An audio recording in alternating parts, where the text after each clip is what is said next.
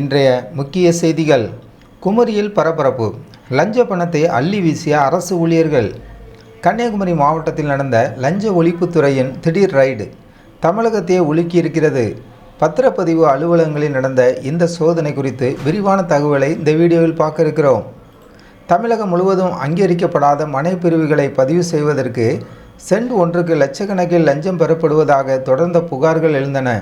இதன் அடிப்படையில் லஞ்ச ஒழிப்புத்துறையினர் மாநிலம் முழுவதும் அதிரடி சோதனையை தொடங்கியுள்ளனர். இந்த தொடர் சோதனையின் ஒரு பகுதியாக குமரி மாவட்டத்தில் உள்ள இடலாக்குடி மற்றும் கொட்டாரம் சார் பதிவாளர் அலுவலகங்களில் அதிரடி ரைட் நடத்தப்பட்டது. இங்கேதான் அந்த சுவாரஸ்யமான அதே சமயம் அதிர்ச்சிகரமான சம்பவம் நடந்துள்ளது. லஞ்ச ஒழிப்புத்துறையினர் அலுவலகத்திற்குள் நுழைந்ததை கண்ட அரசு ஊழியர்கள் பதற்றமடைந்து தங்களின் கையில் இருந்த லஞ்ச பணத்தை ஆங்காங்கே சிதறி வீசியுள்ளனர். இது தொடர்பான காட்சிகள் தற்போது சமூக வலைத்தளங்களில் வைரலாகி வருகின்றன. இடலாக்குடி அலுவலகத்தில் கணக்கில் வராத 38,500 ரூபாயும், கொட்டாரம் அலுவலகத்தில் 3,300 ரூபாயும் பறிமுதல் செய்யப்பட்டன. அங்கீகரிக்கப்படாத மனைப்பிரிவுகளை பதிவு செய்வதற்கு உரிய அதிகாரிகள் முதல் மாவட்ட பதிவாளர்கள் வரை லஞ்சம் பெறுவதாக குற்றச்சாட்டுகள் எழுந்துள்ள நிலையில் இந்த ரைடு முக்கியத்துவம் பெறுகிறது.